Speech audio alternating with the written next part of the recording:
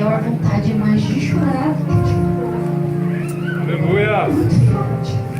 Aleluia! Feche os teus olhos. Eu não sei cantar, mas eu gosto de adorar. Feche os teus olhos. A quem tenho eu no céu, além de ti? E não há na terra quem eu queira mais que a ti. Estou apaixonado,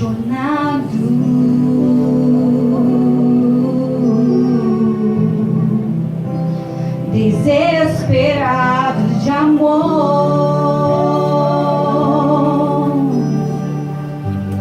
Eu estou disposto a morrer por ti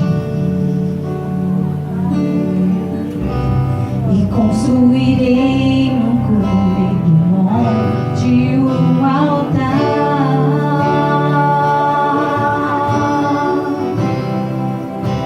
e o sacrifício sou eu.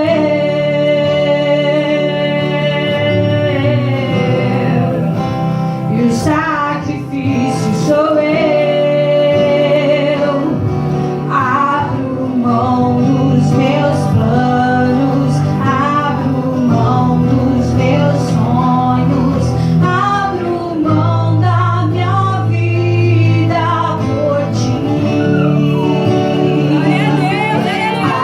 Abro mão dos prazeres e das minhas vontades, abro mão das riquezas por ti. Estou apaixonado. Abre Marcos 7:24.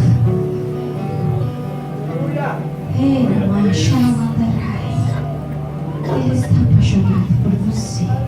Glória a Deus, aleluia. Marcos.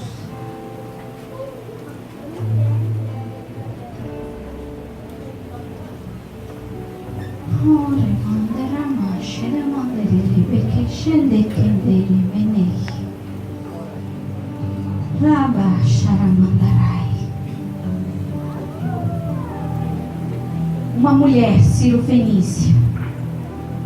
Jesus saiu daquele lugar e foi para os arredores de Tiro e de Sidom. Entrou numa casa e não queria que ninguém o soubesse. Contudo, não conseguiu manter em segredo a sua presença. De fato, logo que ouviu falar dele, certa mulher cuja filha estava com um espírito imundo veio e lançou-se aos seus pés.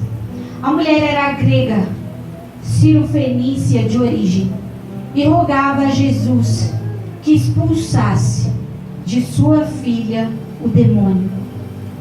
E ele lhe disse: deixe que primeiro os filhos comam até fartar-se, pois não é correto tirar o pão dos filhos e lançá-lo aos cachorrinhos.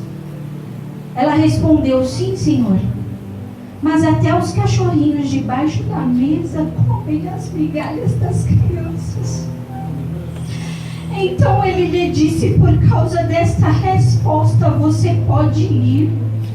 O demônio já saiu da sua filha. E ela foi para casa e encontrou sua filha deitada na cama. E o demônio já a deixara.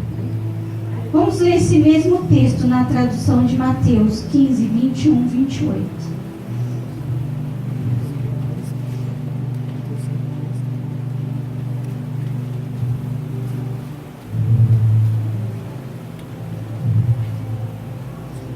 Saindo daquele lugar, Jesus retirou-se para a região de Tiro e de Sidom. Uma mulher cananeia, natural dali, veio a ele gritando: Senhor, filho de Davi, tem misericórdia de mim. Minha filha está endemoniada e está sofrendo muito. Mas Jesus não lhe respondeu palavra, o silêncio. Então seus discípulos se aproximaram dele e pediram: manda-a embora, pois vem gritando atrás de nós. E ele respondeu: eu fui enviado apenas às ovelhas perdidas de Israel. A mulher veio e adorou de joelhos e disse: Senhor, ajuda-me. E ele respondeu: não é certo tirar o pão dos filhos e lançá-lo aos cachorrinhos. Disse ela, porém: sim, Senhor, mas até os cachorrinhos comem das migalhas que caem da mesa dos seus donos. Jesus respondeu: mulher, grande é a sua fé. Seja conforme você deseja. E naquele mesmo instante, a sua filha foi curada. Eu li o texto de Marcos, porque ali ele interpreta uma mulher estrangeira. Estrangeira vem de estranho, de outro lugar, reprovado, sem origem requerida, sem identidade, desprezado, podendo ser vendido, dado à escravidão, podendo ser levado a cativo e prisioneiro.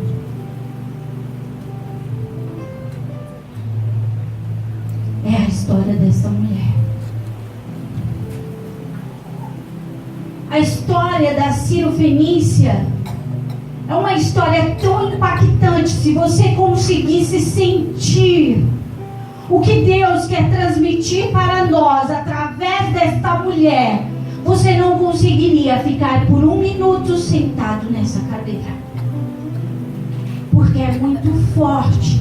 É algo aonde abre portas, é aonde abre caminhos, é algo que transforma a vida, é algo que muda a geração, é algo que muda a nação, é algo muito impactante. E eu orando, pedindo a Deus uma resposta. Eu, Senhor, eu preciso de uma resposta. E o Senhor me levou até a história desta mulher, e foi muito forte. A história da Cirofenícia. Porque se você for analisar, ela chegando numa situação de guerra, de tempestade, numa situação de desesperança, numa situação de desespero, ela vai até Jesus, gritando, desesperada, aos gritos, aos prantos: Jesus, filho de Davi, tem misericórdia de mim. E se deparando diante de Jesus, ele dá logo uma resposta. Na nossa linguagem de hoje, talvez eu vou falar algo que talvez seja forte aos seus ouvidos. Puxa, fui até Jesus e levei uma patada. Fui até Jesus desesperada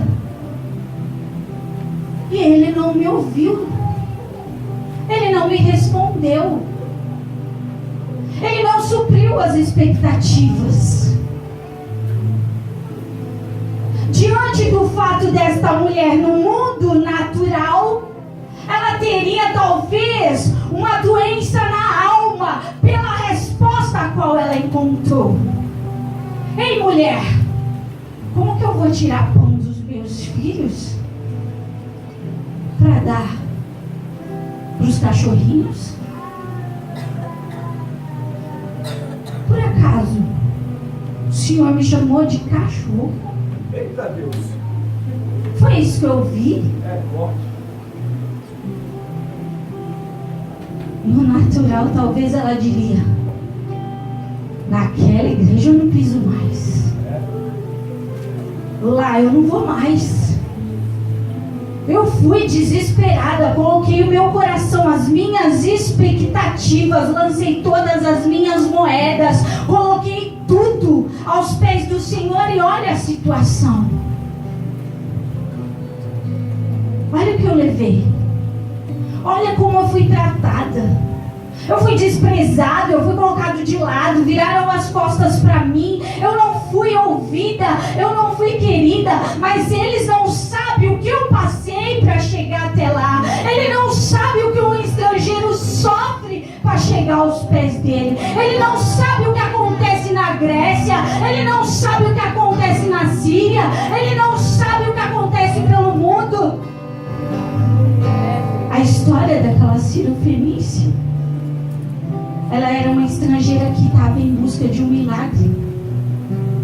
Mas talvez poderia ser um americano, um árabe, um outro, que talvez teve um início de história destruído. Ah, mas eu fui abusada. Ah, mas o meu pai fez isso, a minha mãe fez aquilo, o meu pai assassinou a minha mãe fez tal coisa, eu fui abandonado, eu fui esquecido, aconteceu tanta tragédia, eu não sei por que Deus me trouxe até este mundo para chorar, para sofrer, porque eu vejo tanta gente ter sorte, mas eu não. Parece que a gente anda na rua, a gente olha para os bares, para os lugares, parece que a gente vê espaçonaves, parece pessoas felizes, sorridentes, bebendo, curtindo a vida, casais se beijando. Nossa, que alegria, que felicidade. Mas eu não. Aquilo não é para mim, é para eles.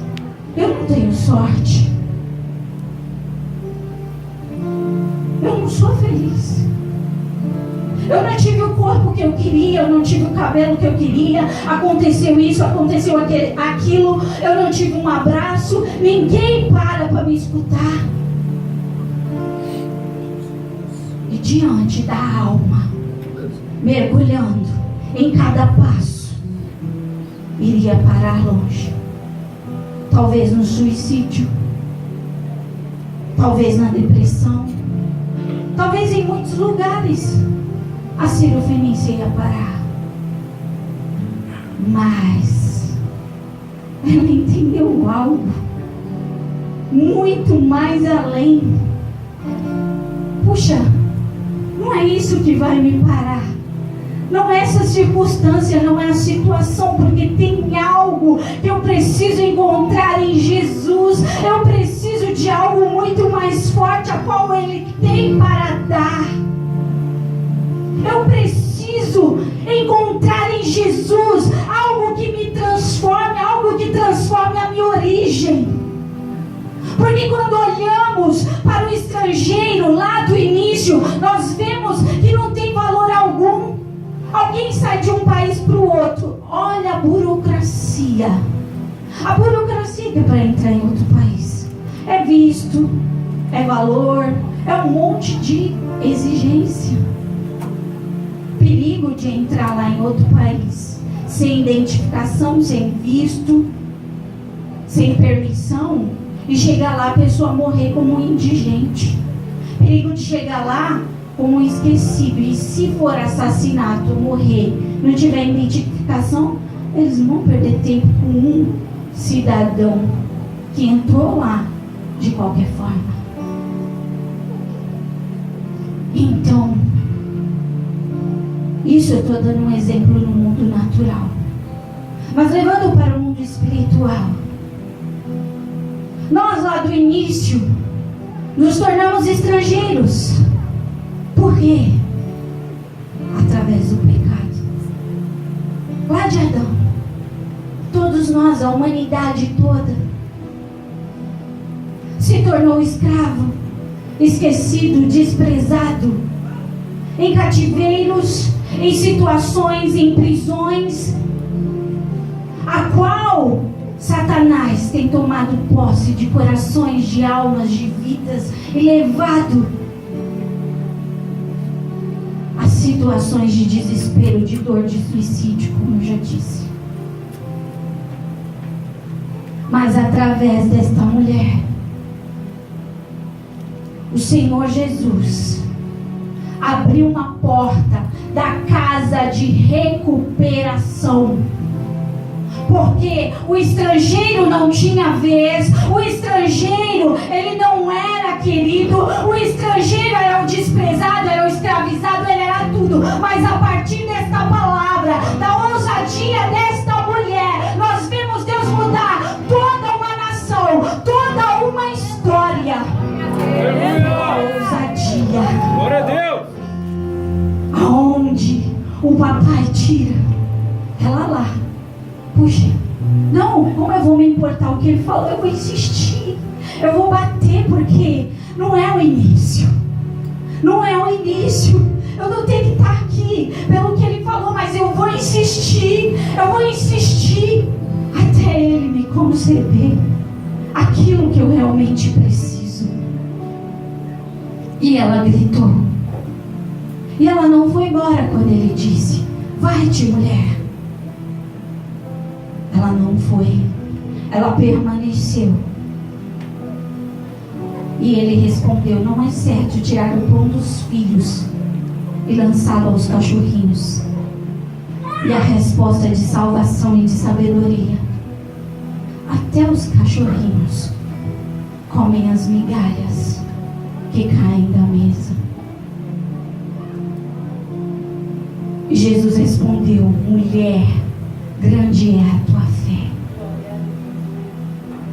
E a partir desta história, nós começamos a ver que precisa haver um entendimento. Mas um entendimento do quê? Você precisa saber que agora você tem uma porta de recuperação, uma casa de recuperação. Mas precisa haver uma atitude. Mas que tipo de atitude? Escolhas, posicionamento, ação.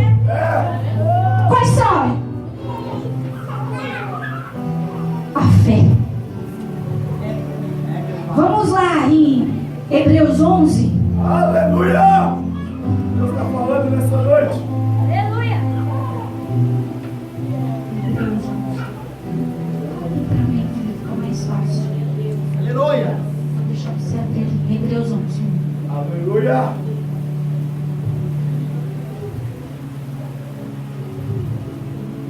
Deu? Deus de poder, glória a Jesus. Aleluia! Ora, a fé é o firme fundamento das coisas que se espera e a prova das coisas que não se vê. Glória a Deus. Está aí o segredo. A fé. Você está achando que vai alcançar o seu milagre você colocando as suas expectativas num pobre pastor? Você está achando que você vai alcançar o seu milagre colocando as expectativas no seu amor? Você acha que vai alcançar o seu milagre com um corpinho maravilhoso? Você acha que você vai alcançar o seu milagre colocando as suas expectativas no seu trabalho? Você acha?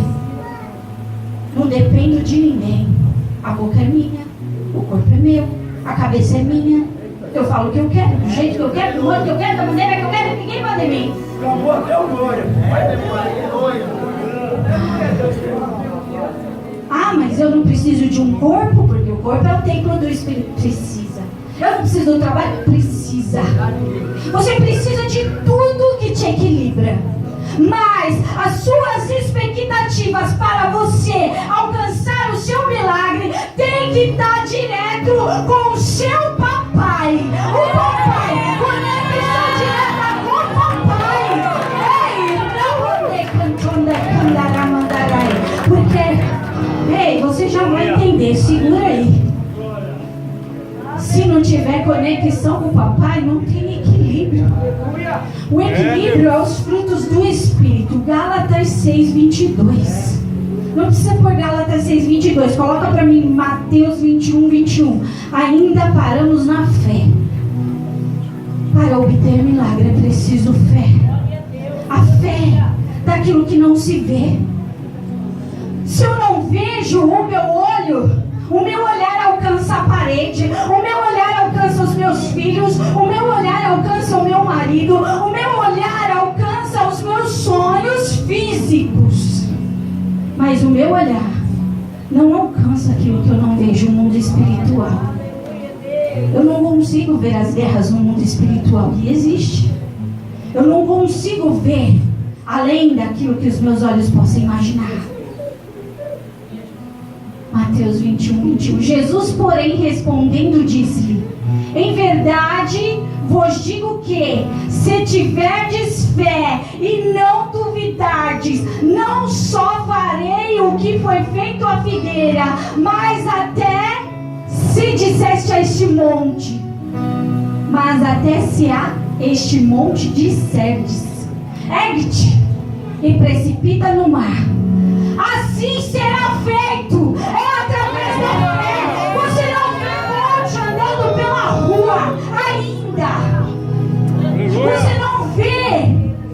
Mas o Senhor diz que é através da sua fé, é através das suas mãos. Porque muitas das vezes, quantos têm dito: Pai, nós passamos 5 meses de jejum de Daniel, nós passamos quantos dias de joelho e as coisas não acontecem, as coisas não fluem. O meu olhar não vê o ministério assim, o meu olhar vê meu ministério assado. O meu ministério, eu vejo ele tudo embaraçado, é tudo complicado, tá tudo bagunçado, tá tudo fora do lugar. Aleluia, Deus. Mas quem coloca no lugar, ó, é o papai. Quem coloca o seu casamento no lugar é o papai. Quem coloca a sua vida no lugar é o papai. Então creia, Ele é Deus do milagre. Porque aquele que anda no natural, vamos lá, vou começar por alguém que vocês conhecem: Moisés. Moisés, ao nascer, o povo estava cativo. O povo foi levado a cativo. Quando Moisés nasceu, aonde que Moisés foi jogado? No Nilo. Porque Herodes mandou matar todos os meninos de 2 anos para baixo.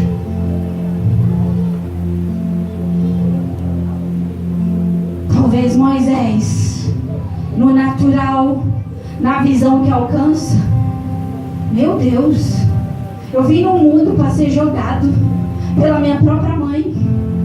Eu vim no mundo para ser esquecido pelo meu pai.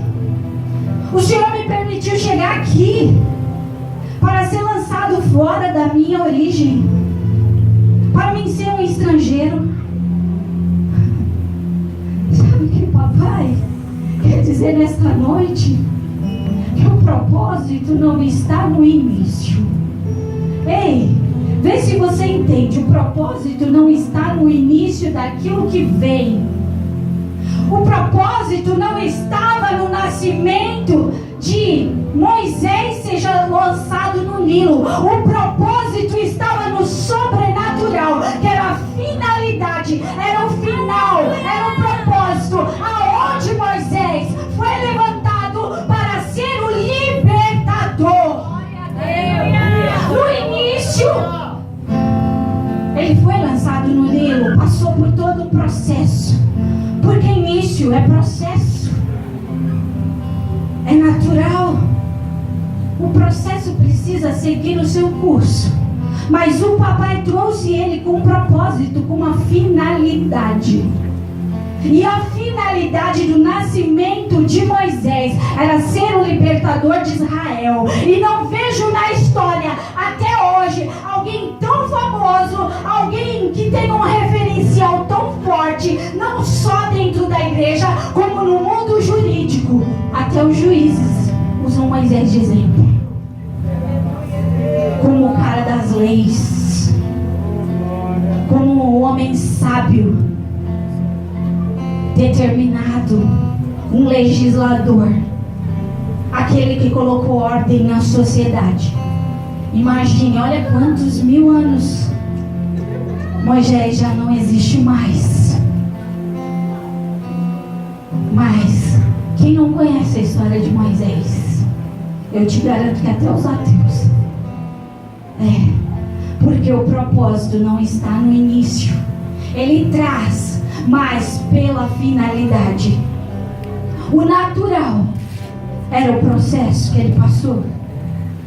Outro, José. O bispo falou sobre José aqui. Forte. Forte o processo de José. No natural, ele poderia ter se revoltado com o papai, com Deus, com o eterno, com o perfeito. Por quê? Porque lá daquele propósito também já estava determinado. Havia uma capa. Mas como assim uma capa? Capa significa governo.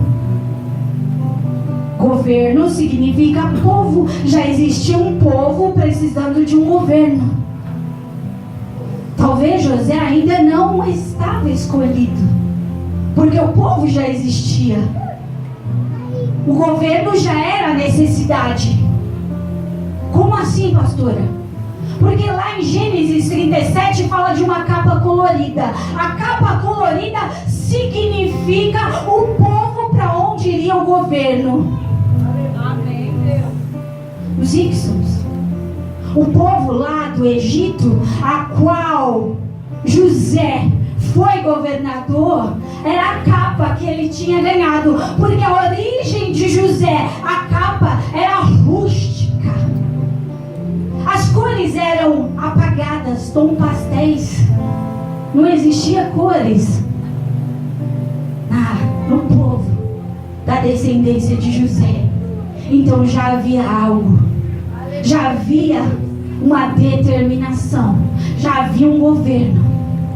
Os irmãos de José passaram pelo processo seletivo, mas não foram provados. Porque o papai, ele coloca todos no início. Ele traz todos a uma finalidade. Não existe um que não venha ao mundo com um propósito, com um chamado. Não existe. Todos têm um propósito. Todos nasceram com um propósito, todos vieram com uma finalidade, mas só vai alcançar o sobrenatural, só vai alcançar o milagre aqueles que entenderem o processo, aqueles que perceberem o processo, porque não está no início, está no fim. José foi parar numa cisterna, mas o fim foi o governo. No natural, José teve que aprender a deixar de ser ingênuo, imaturo e imprudente. Mas não vou ainda entrar aí, porque a administração de José foi o dia que você ouviu. E é um processo. A história de José é muito longa, mas ele teve que passar pelo processo natural para alcançar o sobrenatural, que é o governo. Jonas. Já ouviu falar de Jonas? Jonas, ele se sentiu traído. Por quê? Porque o povo dele foi levado a cativo. E justamente aquele povo que tinha lutado, esbagaçado, ido contra, afrontado, escravizado o povo da geração, a nação de Jonas. Justamente o papai falou: ei, Jonas, vai lá, Jonas, vai lá e diga a Nínive que se eles não se dobrarem, a nação será destruída. Mas eu, Senhor, no modo natural, o que floresceu no coração de Jonas? O egoísmo. Ai, porque depois da traição, da dor, talvez o egoísmo, chamar Jonas de egoísta, talvez seja prático para nós ver a atitude diante de uma nação. Mas olhando pelo natural, a traição foi na alma de Jonas. Mulheres destruídas, abusadas, esmagadas, escravizadas, mães, filhas, filhos, uma geração, uma nação. E aí o Senhor levanta o profeta. No natural, ele disse: eu não, Deus. Porque no natural ele não conseguiu ver, no natural ele não conseguiu sentir, a alma dele não conseguiu alcançar, porque o natural limitou, o natural, a situação. Não, a missão precisa. Almas estão sendo esmagadas, crianças estão sendo jogadas dentro de tachos com olhos quentes. Mas eu não, Deus, eu estou ocupada. Eu tenho ainda um bebê que eu preciso trabalhar e sustentar. Eu não posso ir na Arábia Saudita, porque aquele povo lá, os árabes, vem tudo de Ismael. Aquele povo é desobediente. É problema deles, Deus, eles não querem se render. Mas aquele povo, Pai, um povo ruim, eles têm um coração ruim. Deixa que aquela tribo lá do morra, papai.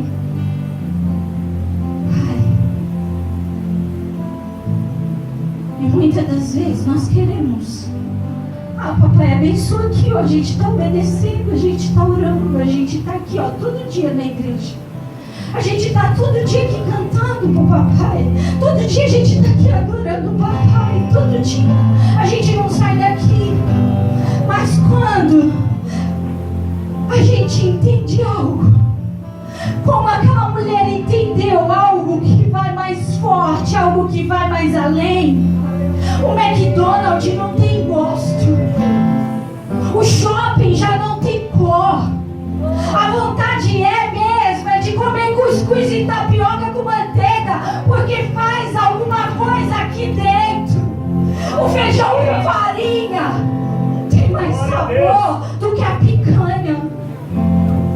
Aleluia. Só quando algo começa aqui, ó, alguma coisa lá no coração da Fenícia começa a queimar alguma coisa, começa a incendiar alguma coisa que foi apagado pelo estrangeirismo, alguma coisa que foi apagado pelas prisões, pelas cadeias, pela escuridão, alguma coisa que foi apagado pela mágoa, pelas palavras duras, alguma coisa que foi apagado pelas circunstâncias a qual feriu e machucou. E só sobrou o natural. E analisando aqui Jonas, o egoísmo tomou conta da alma dele.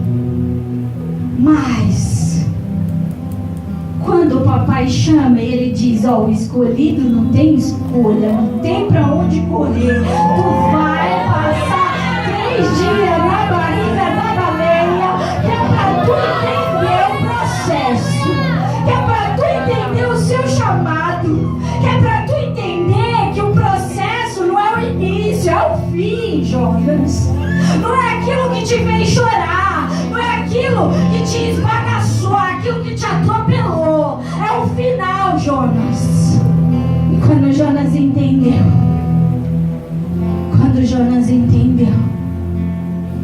a cidade de Nínive, até o rei se rendeu aos pés do Senhor, e toda aquela nação foi mudada. Mas temos mais algum exemplo. Pedro, quando Jesus foi lá chamar os seus discípulos, ele chamou Pedro, Tiago, João e outros, os 12. Mas eles andando com Jesus não tinham entendido ainda. Puxa, que cara legal Jesus. Ele prega o amor. Vamos lá, em 3,16. Jesus amou o mundo de tal maneira que deu seu Filho unigênito, para que todo aquele que nele crê não pereça, mas tenha vida eterna. Glória a Deus. Mas se você for analisar a essência do amor, Jesus, Ele deu o seu único filho, Ele deu. Então a essência do amor, no natural, é a paixão, é aquilo que supre expectativas, é aquilo que sana a carência, é aquilo que a gente suga até não ter mais, é aquilo que a gente quer, é aquilo que gera o egoísmo, é aquilo que alimenta a paixão, é aquilo que alimenta o fogo, é aquilo que muitas das vezes nos motiva a fazer coisas e desejar coisas naturais e humanas. Mas a essência do amor que está em João 3,16, ele diz: Jesus. Ele fala sobre Jesus. Ele deu o seu único filho. Ele deu. Então a essência do amor, sabe o que é dar? Dar. A essência do amor é dar, porque em 1 Coríntios 13 diz: o amor, ele tudo crê, ele tudo espera, ele tudo suporta. Então o amor, ele dá. O amor, ele serve.